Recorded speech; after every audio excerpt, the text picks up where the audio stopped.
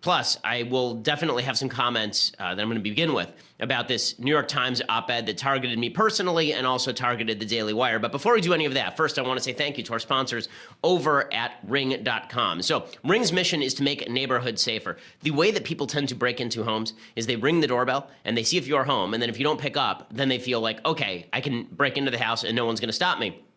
Well, that is why Ring Video Doorbell is an amazing, amazing invention. They know that home security begins at the front door. The way that it works is that you ring the doorbell, and it automatically goes to your phone. So I can be on vacation in Hawaii, and I can pick up the doorbell and make it seem as though I am home. I can also call the police, set off an alarm from my phone. And so Ring Video Doorbell makes sure that my house is safe even when I am not there. But that's not where security ends. Right now, they have a new level of security they've added to the rest of your home with the Ring Floodlight Cam. And just like the doorbell, it's a motion-activated camera and floodlight that connects right to your phone with HD video and two-way audio that lets you know the moment anyone steps on your property. You can see and speak to visitors and set off an alarm right from your phone. And again, when things go bump in the night, because of the floodlight cam, you will know who it is, where they are on your property, and all the rest. It offers the ultimate in-home security with those high visibility floodlights and a powerful HD camera that puts security in your hands. Save up to $150 off that Ring of Security kit when you go to ring.com/Ben. That's ring.com/Ben. Again, that's ring.com/Ben, and you get $150 off a Ring of Security kit when you use that /Ben at the end. So again, ring.com/Ben. That also lets them know that we sent you. Okay, so apparently all hell broke loose last week, and I was off for the last 3 days of the week. I want to start by responding to this op-ed because I've gotten a lot of mail about it while I was out. There was a full op-ed in the New York Times coming after me personally, as well as the Daily Wire, from a woman named Jane Coaston. Obviously, I don't know her work very well, so I can't speak to the rest of her work, but basically the idea was that I am somehow a guy who only panders to the right, and this is the hallmark of the right these days, is just pandering to the right. What I do know from Jane Coaston is that she is a lefty. She's a liberal, and Jane Coaston has written pieces like this one from MTV News titled, quote, "On the Punching of Nazis," subtitle, "I support it." This is back in January. She said, "If a Nazi is in your presence, can you ever punch the Nazi in the goddamn face? The answer is simple. Of course you can."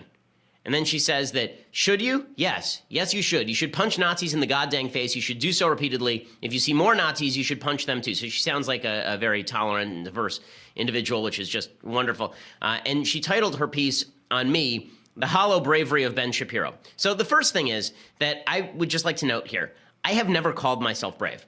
In fact, I don't really consider myself brave because I reserve that title for law enforcement, people who put themselves in harm's way to protect others. I'm a guy who goes on campus and I give talks and I have security and I'm probably the safest guy in the room, as I've said in 1,000 interviews. So for me, my job is not about bravery. My job is about saying things that I think are true, and then you take them or you leave them. The idea that I have ever proclaimed that I am the hallmark of bravery is just absurd. But the piece itself is really designed to attack the entire conservative movement and me as sort of a supposed thought leader in it. So here is what Jane Coaston writes. She writes, "Ben Shapiro, the conservative writer, prides himself on speaking bold truths to liberal power. His shtick goes something like this. Set up a speech in a progressive bastion, ideally a college campus full of coastal elites who have never left their bubble, spar with snowflakes who are offended by something he says about race or gender, or perhaps even believe he never should have been invited in the first place, post the exchange on the internet, and use it as proof that the cultural consensus is stacked dramatically against conservatives. As Mr. Shapiro has put it, the left has run out of aggressors to target. Instead, they've become the aggressors, self-righteous morality police dedicated to wiping out dissenting thought." Well, the reason I say that is because Berkeley, like the University of California, run by Janet Napolitano, a Democrat, staffed entirely by Democrats at the highest level, decided that I needed 600 police officers in order to speak at Berkeley. As I've said, again, 1,000 times, the year before I showed up with no security. Right? I had my security team, but there were no police officers necessary. It's not me that's making this issue on campus. It is not I. I am not the one who's designing these problems on college campuses, nor do I even like them. I mean, you can talk to people from my team. They will tell you before we do every lecture, I say, I really hope this one is nice and calm. And as far as the idea that I don't want to have people in the room with whom I can discuss, I've been debating people on the left for a long time here. I mean, I debated Cenk Uygur like maybe 3 months ago. I debated a panel of people, including the NAACP president in Spokane, Washington, and Charles Mudady from the Seattle Stranger when I was up in Seattle. I debated Kshama Sawant, who was the Socialist City Council member in Seattle. I'm going to have a discussion with Sam Harris, with whom I strenuously disagree on religion. I'm going to have a discussion with him up in San Francisco in December. In fact, I'm hard-pressed to think of many people on the right who debate people on the left more than I do, like high-ranking people on the left more than I do. I debated Sally Cohn last year. Like, I debate people on the left all the time. This idea that I'm out there looking for snowflakes to melt is just patently absurd. In fact, I've said in my own lectures, I said in the Berkeley lecture, I believe, I said that the easiest thing in the world is to find some college leftists to trigger, but that's not my job. My job is to say things I think are true in front of audiences full of leftists and conservatives. I wish more people who are on the left would show up. I mean, I have a standing rule. Look at every one of my lectures for the last year and a half. I have a standing rule. If you disagree with me, raise your hand and go to the front of the line. That is my standing rule. The idea that I'm not out there trying to convert people, that I'm not out there trying to do outreach, that all I care about is the viral videos that come from these exchanges, it's just like there's no evidence to this whatsoever. In any case, Jane Coaston says, quote, "It's true that campuses tend to be hostile places to conservatives like Mr. Shapiro, Charles Murray, and Heather McDonald, but the notion that they're the cultural underdogs is bogus." Really? We're not the cultural underdogs? Heather McDonald and Charles Murray aren't the cultural underdogs? When Charles Murray went to Middlebury College, a leftist professor, I think, broke her collarbone thanks to the students over there. Charles Murray was just shut down again over the weekend. We're not the cultural underdogs? Have you seen the culture? You might say we're not the political underdogs. I think that that's sort of true. I mean, in Berkeley, I am the political underdog, but across the country, I don't think I am, because I think that the vast majority of people agree with most of what I have to say. But the notion that we're not cultural underdogs is absurd. Just what Mr. Shapiro does on campus is shadowboxing, meant to pander to his conservative fans whose values dominate mainstream American culture. Okay, no evidence that conservative values dominate mainstream American culture. In fact, virtually all of the evidence is on the other side, on all of the major social issues of the day, without, perhaps aside from abortion. There's no question that there is a leftist/liberal consensus on cultural issues. She said if he wants to be genuinely brave, he challenged some of the wrong-headed ideas held by his right-wing fans. Instead, he uses his megaphone, the website, the Daily Wire, to reinforce what they already believe. Okay, a couple of things here. The idea that I don't challenge wrong-headed ideas held by some of my fans, again, you have to be ignorant of my work in order to say this. Fully ignorant of my work in order to say this. For the last 2 years, I've taken a very controversial position with regard to President Trump, who, lest Jane Coaston forget, is rather popular among people who support me. I was the initiator of Good Trump, Bad Trump. I created Good Trump, Bad Trump. Right? I'm the guy who had on my desk for months a shoe. We called it the put it on the other foot shoe, right? We actually took this shoe, and when Trump would do something, I would say, put the shoe on the other foot. Imagine Obama did it. And then let's try and see whether this is something that's good or not. Right? I've been very critical, not only of President Trump, but I wrote a piece this morning about why it's bad for a bunch of MAGA-hatted dummies to shut down a liberal speaker, a leftist speaker, Xavier Becerra, the Attorney General of California, over at Whittier College. Now, the idea that I don't criticize people on the so-called right side of the aisle is patently absurd. Again, I've criticized the alt-right incessantly, repeatedly. When I left Breitbart, I criticized Steve Bannon. I criticized Steve Bannon when he was appointed to the campaign. I don't know where she's getting this, but all I will say is that it is utterly in disconnect with reality. And anybody who watches this show knows that that is the case. Anybody who listens to the show knows this is the case. We try to be intellectually honest about our conservatism. It seems to me that what Jane Coaston really wants is for me to be on the left. This is the same critique that I heard from a lot of people on the left who didn't like the Never Trump Republicans because they said, why don't you just vote for Hillary? Because Hillary's awful. Okay, Jane, just because I disagree with some people on the right about things doesn't mean I have to agree with your crappy point of view. Okay, if your idea of dissent is that I have to agree with you, then I dissent from your dissent. Okay, no, I think you're wrong. I think that most of the stuff that you write is wrong. And guess what? I can do that. Maybe the reason I disagree with you is because I think you're wrong. So what does she use as the example of us pandering? So she picks one example, right? this one example that has been used by the left over the last week when I was on vacation.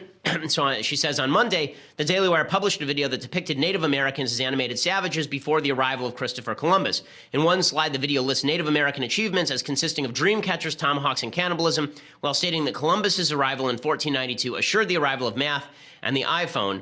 And then she says the animated video is actually the second one the Daily Wire posted this past weekend on the subject. The other carried the subtle title, quote, Christopher Columbus actually was a great man. So the second video, I think, is actually quite good. The second video is from Michael Knowles, and it is a full breakdown of the entire history of Christopher Columbus. It is full of information. Kostin, of course, just takes it for granted that Christopher Columbus was a bad guy, so I'm sure she didn't even bother to watch the video, which is chock full of references to actual primary documentation. You should go watch Knowles' video. It has over 1 million hits. It is quite good. The other video, I didn't like. It didn't meet editorial standards. I was on vacation.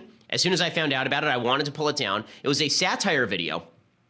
So I wanted to, I was conflicted in the sense that I don't like pulling down satire. I think that satire, you get a broader range than just you would in a normal video. And so I made the mistake of leaving it up for 24 hours. Over that 24 hours, I became increasingly disconcerted with the video. I really was not a fan of it at the beginning. Over the next 24, 25 hours, I watched it a few more times and found that it crossed lines for me that I didn't want crossed. And I took it down and I issued an apology personally for the video being on the site in the first place, which is, as far as I'm aware, what you are supposed to do when a bad video goes up on your site.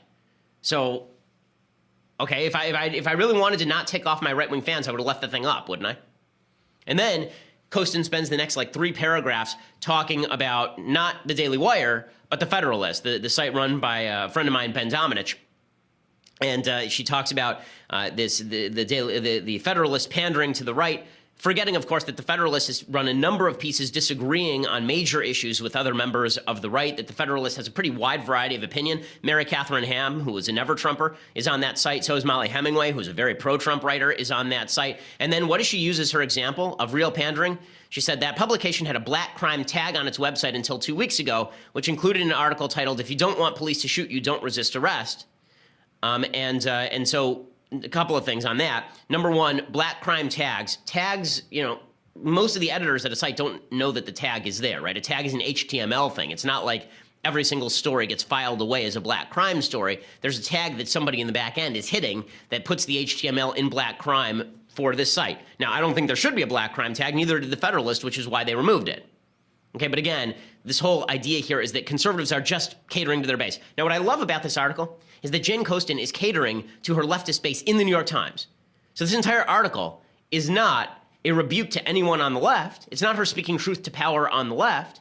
It's not her saying to the left that people like me should be able to speak at Berkeley. No, instead, it's Jane Kostin pandering to her own leftist readers and then accusing us of doing that to our right-wing readers. And then what she's really upset, of course, about is that I am not on the left. So she says that I believe that transgender people have a mental illness, and then she says that's just terrible.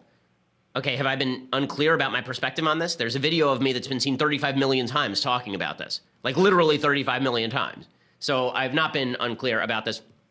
And she finishes up by saying, I reached out to Mr. Shapiro to ask him about the Columbus Day video. She did. And I emailed her back the statement, which we had already put out or were putting out at the time. And then I added a one-line comment. She said he sent over a statement apologizing for it, saying it engaged in broad-based stereotyping, which he also posted on Twitter. In the email, he added, quote, I think there's a lot of political ground to be gained in pandering to your own side and confirming their biases. I strive not to do that. And then she finishes, and yet he and vast swaths of the conservative right who decry groupthink still do. To tell strident college students to examine their own politics and embrace real debate is brave. To insist on the same from those on the right would be even more courageous. Again, she has not watched a single speech I have ever done on the right. Not one. I guarantee you, she has not watched a single speech I've done on campus. If she has, then I don't know if she had the mute on, but that is patently crazy. Okay, the idea that I have not told college students on the right to examine their own politics, half of my speech at Berkeley was devoted to why the alt-right is stupid and why identity politics of the right is bad and why if you think that Mexico and China are responsible for your lost job, you're probably wrong. Okay, so again, all of this is just dumb. All of this is just dumb, but it demonstrates something that I think is more important, and that is that the left is so concerned with finding enemies that they will find enemies everywhere. And I want to expand on that and talk about who the real enemies to public discourse are, the people who are really pandering to their base in just a second. But first, I want to say thank you to our sponsors over at the U.S. Concealed Carry Association. So All the time you hear stories about some guy breaking into somebody's house and the hero homeowner shoots the guy. Good for the homeowner. Somebody breaks into your house, threatens your family, you should shoot them. But you never hear the rest of the story. The rest of the story is usually the police come, they question the person. At the very least, the guy spends the night in jail, or at least spends some time with the police. Well, you need to know what to do in order to protect yourself, and also what to do when the police show up. And that's why you need the 2017 Concealed Carry and Family Defense Guide from the U.S. Concealed Carry Association. It is 100% free. In it, you will learn how to detect attackers before they see you, how to survive a mass shooting, the safest and most dangerous places to sit in a restaurant, how to responsibly own and store a gun, particularly if you have small children, as I do, and a whole lot more. It's 164 pages, chock full of useful material for you and your family. They have a bonus audio version so you can listen in your car as well. It's 100% free again, and for a limited time, you get a bonus home defense checklist as well, so you can go through it, make sure that your family is safe. Go to defendmyfamilynow.com right now for 100% free instant access. That's defendmyfamilynow.com. Again, defendmyfamilynow.com, defendmyfamilynow.com. Go over and check it out. Make sure your family is safe. So here's the point here. People on the right should never expect that folks on the true left, people who are intellectually dishonest, are going to grant them credit for speaking truth to their own side, because it's not going to happen. If you tick off the left enough, they are just going to accuse you of pandering to your own base. That's all that's going to happen. It doesn't matter what you actually say. It doesn't matter what you actually do. It doesn't matter whether you've gone out of your way to try and be intellectually honest about your own perspective, or whether you've criticized people on your supposed own side. None of that matters to the left, because for the left, they must paint a picture of right-wingers as a bunch of red meat-eating zombies who simply want to consume information that they like. You know, they don't worry about that on their own side, but they worry about that on the right. Never mind the fact that most conservatives read things on the left.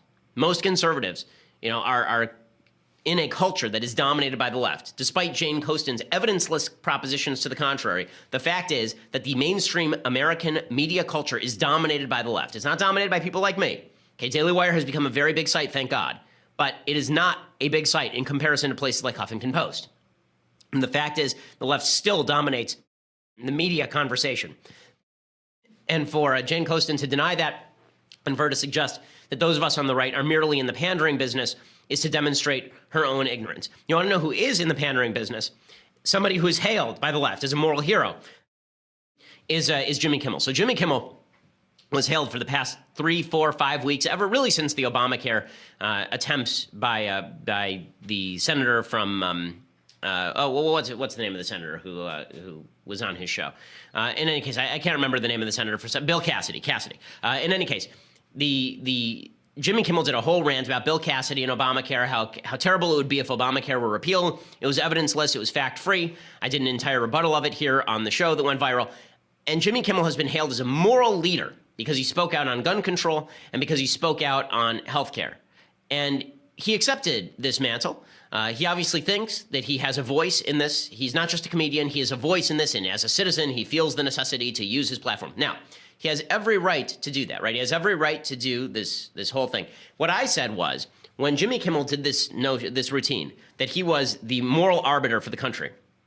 And he posed himself as that, right? He said things like, "You're immoral if you disagree with me." This was the implication of his Las Vegas rant, that if you disagreed with him, you were immoral. You want people to die because you're being paid off by the gun lobby. We went through it in detail here on the show. You pose yourself as the moral voice of the country. I said, who died and made Jimmy Kimmel the moral arbiter? Well, because that went viral, Jimmy Kimmel, without responding to me by name, responded to me directly on one of the Sunday shows. Here was Jimmy Kimmel responding, and I want you to note, who do you think is pandering here? Who do you think is pandering? Am I pandering for standing up for a perspective that I have held my entire political career, have spoken out for openly and honestly for 15, 16, 17 years, or I'm 33, so I've been doing this since I was 17, so 16 years? Right? Is it me? Am I the one pandering when I say things that I think are true to the right and to the left? Or is it Jimmy Kimmel? Because I'm going to show you a clip of Jimmy Kimmel in which he openly acknowledges that he is basically pandering and he doesn't really care. Here's Jimmy Kimmel. You've heard there's one conservative commentator in particular who says, who made Jimmy Kimmel the moral arbiter? I'm not. I agree with them. I'm nobody's moral arbiter. You don't have to watch the show. You don't have to listen to what I say.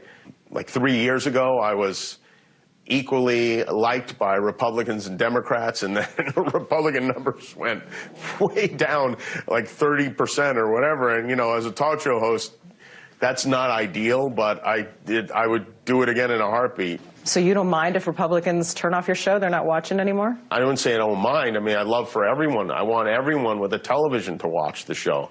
But if they're so turned off by my opinion on health care and gun violence, then I don't know. I probably won't want to have a conversation with them anyway. Okay, so it's that last part that's the telling part. So number one, when he says he didn't appoint himself a moral arbiter, I'm glad. I wish the media would stop appointing a moral arbiter then. And I wish that he would stop talking in these passionate moral tones about everyone who disagrees with him being the Antichrist. Like, that would be nice if he would cut that out then. If he's not the moral arbiter, then he should stop posing as one. And that final comment is the one where I say he's pandering. That final one where he says, if people disagree with me so much on these topics that they just turn off the TV, then I wouldn't want to have a conversation with them anyway. Well, if somebody said that to me, right? If somebody said, there are a bunch of people who are turned off by your rhetoric, what do you say about that? I would say some of the same things that Jimmy Kimmel said, right? I would say, listen, they have a right to watch the show. They have a right not to watch the show. But I would say is maybe they should listen to my perspective and I'll listen to theirs and we can have a discussion. I say this in every speech. In every speech, I say this. Okay, I always say that I want the conversation to take place. I want more people on the left to listen and I want to hear their ideas too so we can go back and forth on this. Okay, it's Jimmy Kimmel saying basically, if you don't want to watch the show, so long, see ya.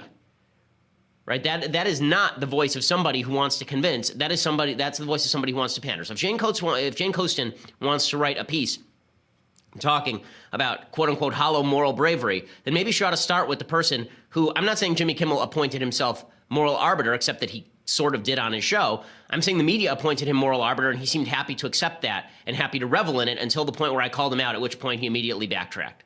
So I'm glad he's backtracking. I'm glad Jimmy Kimmel doesn't think of himself as a moral arbiter.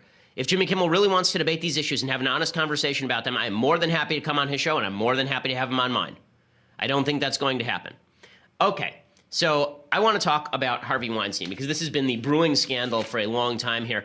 But before I get to that, I first want to say thank you to our sponsors over at My Patriot Supply. So right now, look at this fire in Northern California. We've seen so many natural disasters, really awful, in the past few weeks. We've seen this natural disaster in Northern California. We've seen hurricanes in Puerto Rico. We've seen a hurricane in Texas. We saw a hurricane in Florida. We've seen a huge fire actually pretty close to us out here off the 210.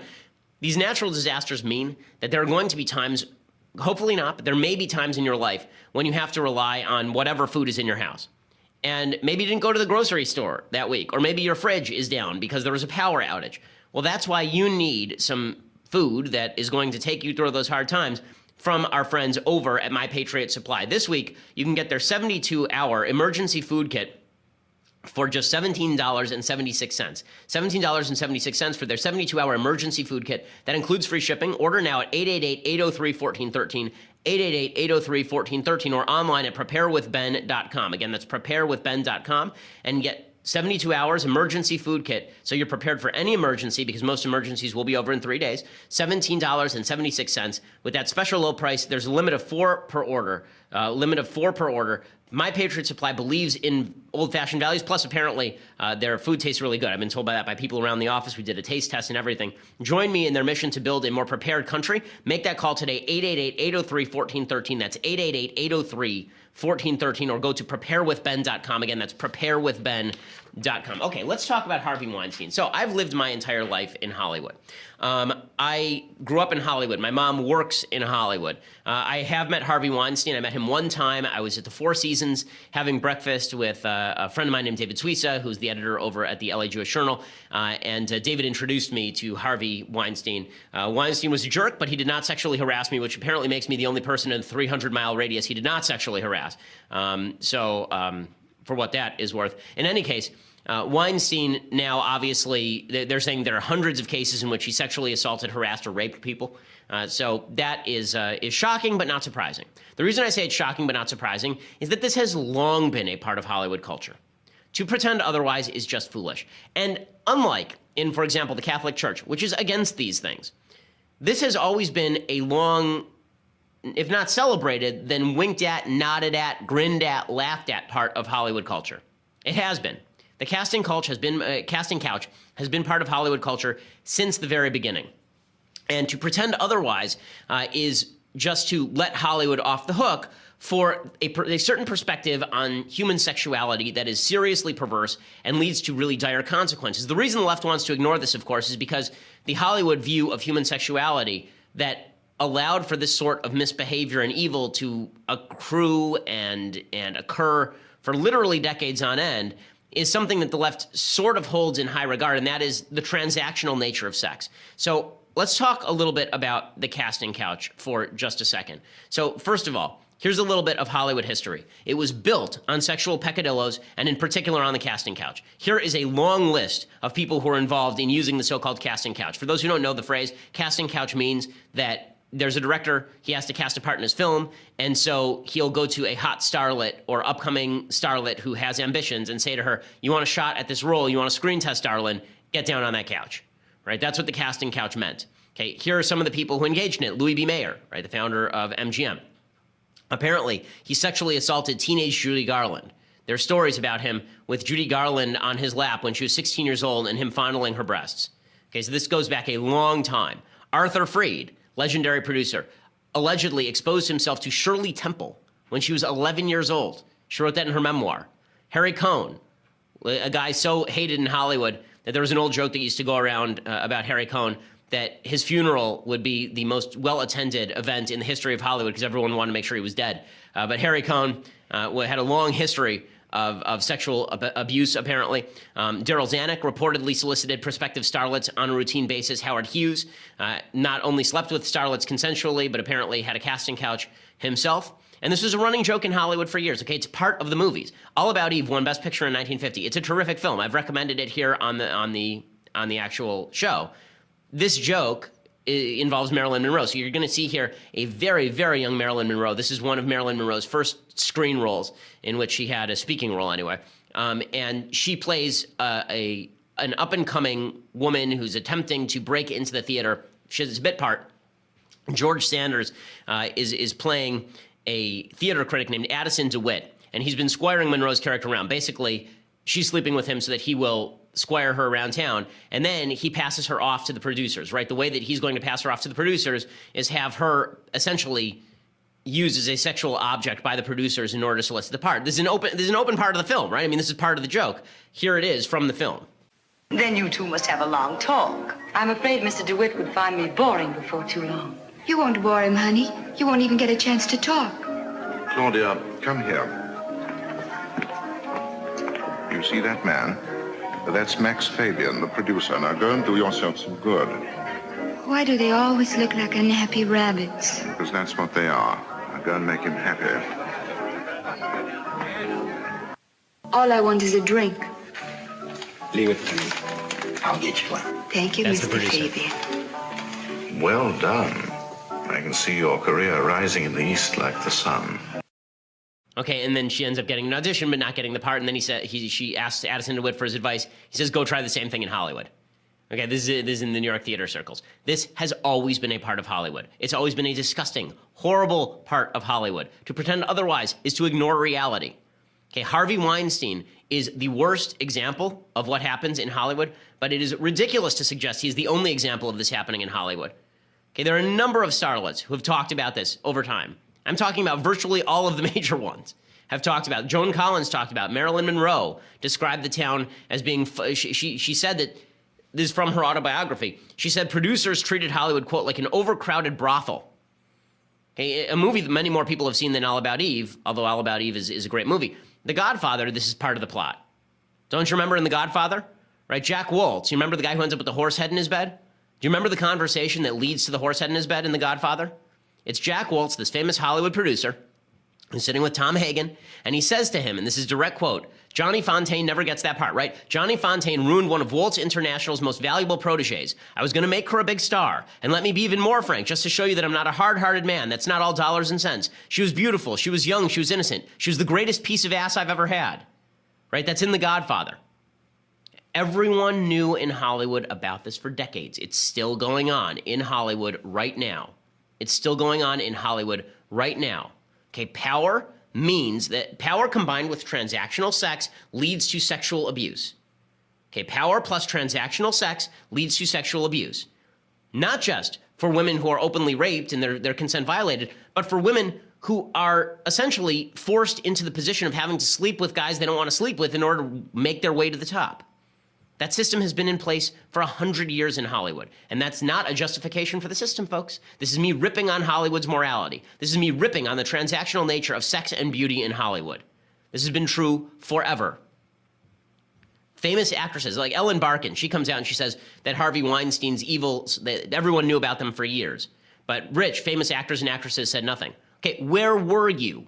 Once you became rich and famous, wasn't it incumbent on you to out these people? If you actually want to change the system, you can't wait till Harvey Weinstein gets out and then you tell your horror story about Harvey Weinstein. Okay, you want to talk about hollow bravery? To me, that's hollow bravery. Because now Harvey Weinstein's already outed.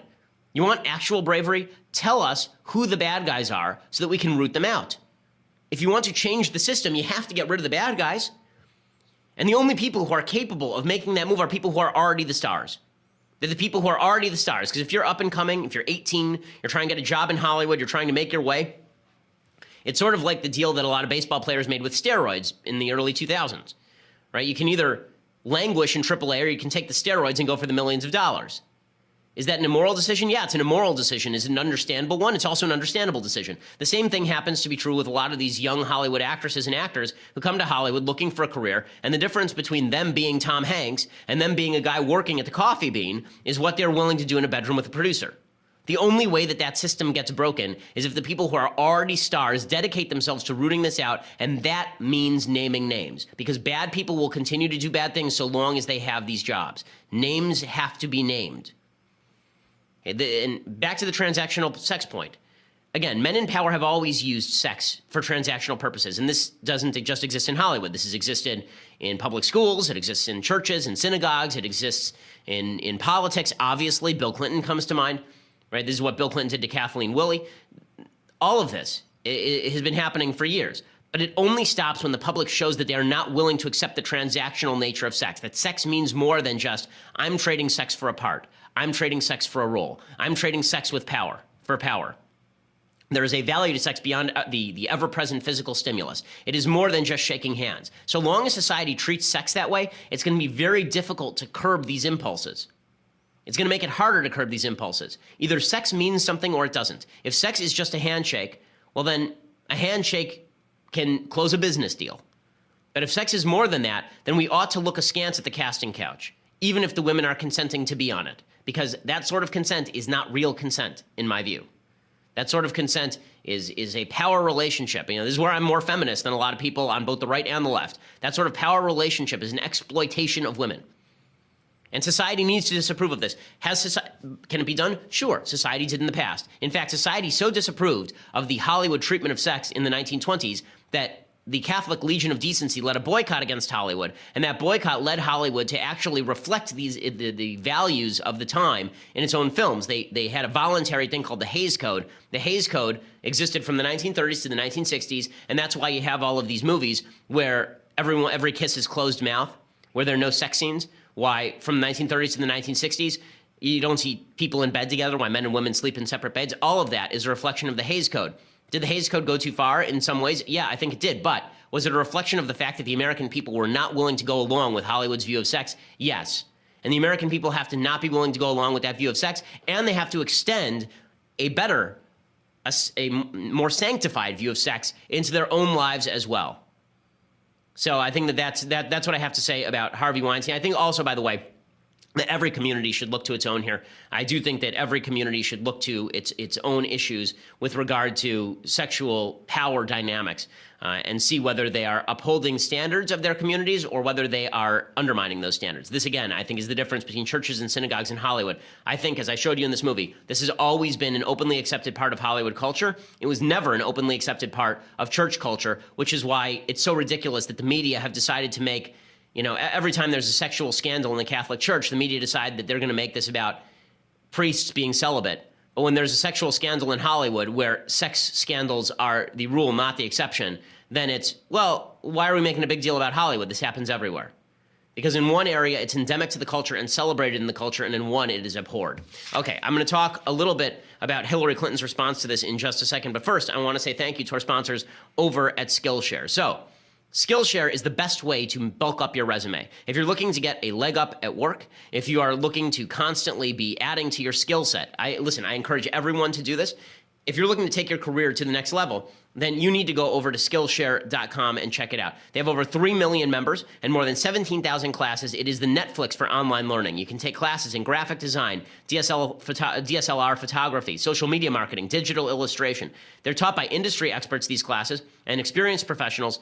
They are perfect if you're looking to build your career or start the side business of your dreams. Now, right now, I've taken a couple of their courses. I famously took one in watercolors. Yes, seriously, because I have to calm down in the evenings. But now I'm also taking one in social media marketing. Skillshare.com is the best way to learn a new skill and make yourself more competitive in the job market. You can't sit there with the same skill set and hope that you're going to grow. You need to constantly be getting better. That's how your pay goes up. That's how your job gets better. Skillshare is giving my listeners right now a 1-month free trial, unlimited access to over 17,000 classes. Go right now to Skillshare.com/Shapiro. And when you use that /Shapiro, you get a free month today. Again, it's Skillshare.com/Shapiro, Skillshare.com/Shapiro to start that free month today. And again, you get that free month, 17,000 classes. Once you start it, you're not going to want to stop because learning and growing is the best way to ensure future employment and future wage growth. Okay, so Hillary Clinton, I think, is a perfect example of somebody who has accepted the leftist view of sex and power, and yet proclaims that she doesn't. And this is why you see people like me saying that Hollywood is full of hypocrisy.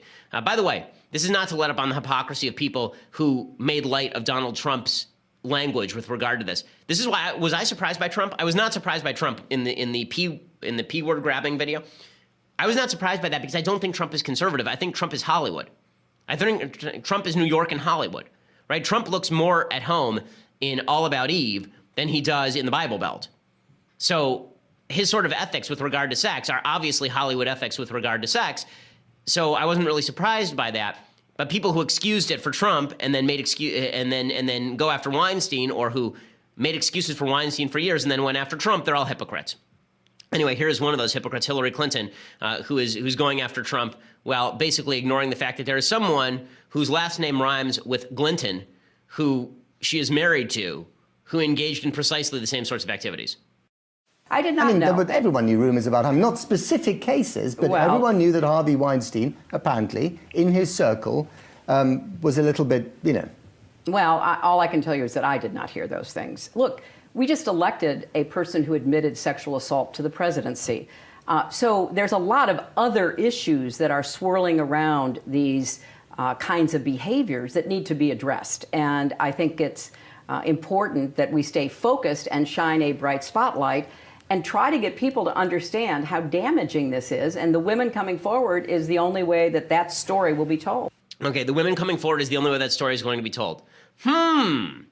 Juanita Broderick, Kathleen Willey, Monica Lewinsky, all bubbleheads, all liars, according to Hillary Clinton.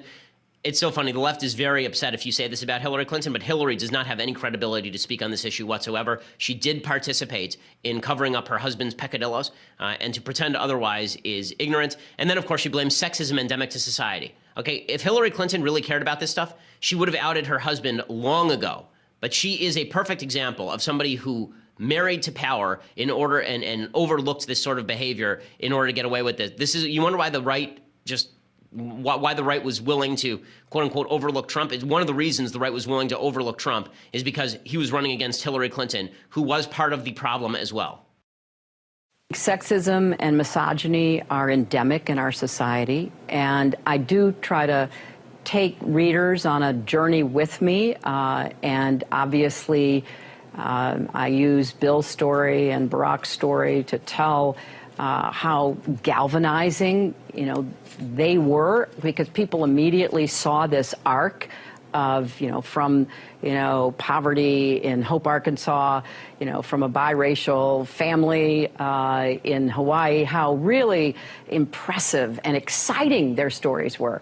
I'm a middle-class girl from the middle of the country, and so I always struggled with, okay, so what's my story? And it suddenly dawned on me that I was the beneficiary of these radical changes in, women's rights and opportunities that... Hillary Clinton is the anti-feminist when it comes to this. Understand something about feminism, okay? Originally, feminism, let me stop it there. Originally, feminism was designed against things like the casting couch. Feminism was designed against the Mad Men theory that women had to go to bed with their bosses in order to progress in the company. That's what feminism was founded upon. Hillary Clinton made excuses for her husband, married into power, and then used that power for her own benefit. This is part of the leftist culture. Again, you can proclaim that Harvey Weinstein is an absolute piece of crap under all circumstances. There are no reservations about that. But you cannot proclaim that the culture that created Harvey Weinstein has nothing to do with the promulgation of many more people like Harvey Weinstein in Hollywood. I mean, look at Twitter right now, and what you're going to see is a bunch of Hollywood stars who condemned Harvey Weinstein, and then 5 seconds later, there's some woman on Twitter who says, I was at a Golden Globes party 5 seconds ago, and Ben Affleck was grabbing my ass.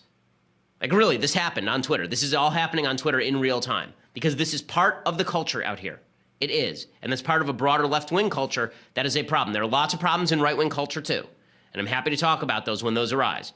The problems of sexual harassment at Fox News, I should have talked more about it at the time. But the reality is that what we are watching right now is much more endemic to the culture of Hollywood than it is at Fox News. It wasn't like Fox News, they were releasing shows making jokes about sexual assault. Or if they were, I missed it. In any case, I want to talk about some moves that President Trump made while I was out of town. But first, you're going to have to go over to Daily Wire right now and subscribe. So for $9.99 a month, you can get your subscription to dailywire.com. That ensures that you get my show live. It means that we're a video show, not just an audio show. We have a brand new camera that slides back and forth. Ooh, we have lots of special tools and gadgets that make the show really fun to watch. And you can watch the rest of the show live, not just on Facebook or YouTube. And you can do that by going to dailywire.com. Be part of our mailbag on Fridays. We do have a mailbag this week, which will be very exciting. We have a full week of broadcast planned. Yay. Plus, Andrew Klavan's show is coming up at 10:30. Plus, Michael Knowles' show is coming up at 12:30. So lots to talk about. You can watch all of those shows live. You can interact with the host. Plus, you can ask mailbag questions to people like me and Andrew Klavan. We have this new series called The Conversation. I just did one about 2.5 weeks ago where I answered questions only from our subscribers. So if you want your question answered, that is the best way to get your question answered and your life fixed. Our second episode of The Conversation is coming up on Tuesday, tomorrow, right? At 5, yes? Yeah. Tomorrow? Okay, tomorrow at 5 p.m. Eastern, 2 p.m. Pacific, featuring Andrew Klavan, hosted by another one of our brand new employees, Alicia Krause. All of the mysteries of the universe will be solved. All of your life's questions will be answered. We're going to live stream on both Daily Wire Facebook page and the YouTube channel. Everyone can watch, but only subscribers can ask the questions. And by the way, you should subscribe anyway and help support us because we just brought on tremendous new people like Alicia Krause. We just brought on columnist Matt Walsh coming over from The Blaze, which is really exciting. We're excited to welcome Matt Walsh to Daily Wire as well, so check it out at Daily Wire. If you want the annual subscription, you get this, the very finest in all beverage vessels, the Leftist Tears hot or cold mug. You can enjoy those tears at any temperature or any other liquid that you choose to consume. Daily Wire hot or cold mug, you get that when Leftist Tears hot or cold mug when you get the annual subscription for $99 a year. Or listen later for free at iTunes or SoundCloud. You can listen to the whole show for free over at YouTube when you subscribe. We are by far the largest and fastest growing conservative podcast in the nation.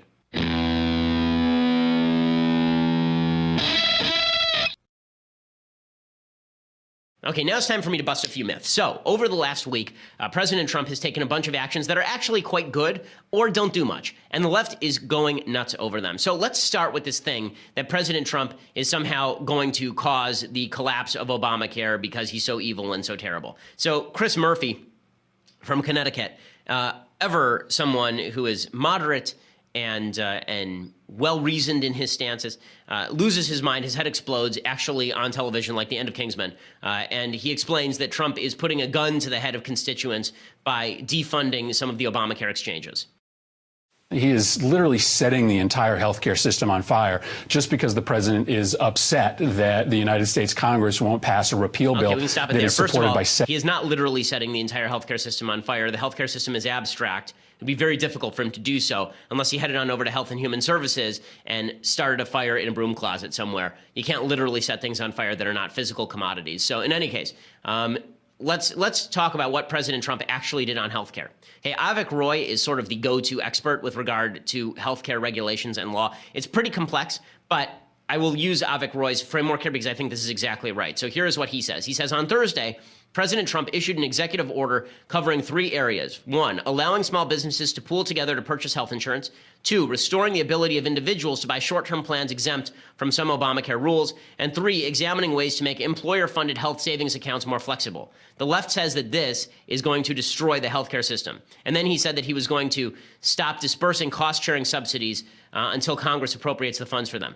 Okay, the last one is the one that he's talking about, that no longer is the federal government just going to willy-nilly decide to fund Obamacare exchanges. That is correct, because it is illegal. When Obama did it, it was illegal. Obama doing it was in violation of Obamacare law. Obama decided he didn't care and did it anyway. Trump threw it back to Congress. If Congress wants to use the Obamacare subsidies as leverage to make changes to Obamacare, then they damn well should. That would make a lot of sense. Trump didn't do anything wrong there. As far as these other changes, allowing small businesses to pool together to purchase health insurance, the idea here is that supposedly this will exclude certain small businesses that basically, the way it works right now is that you're not allowed to discriminate under Obamacare based on previous health history, at least with regard to large businesses. So small businesses will be forced to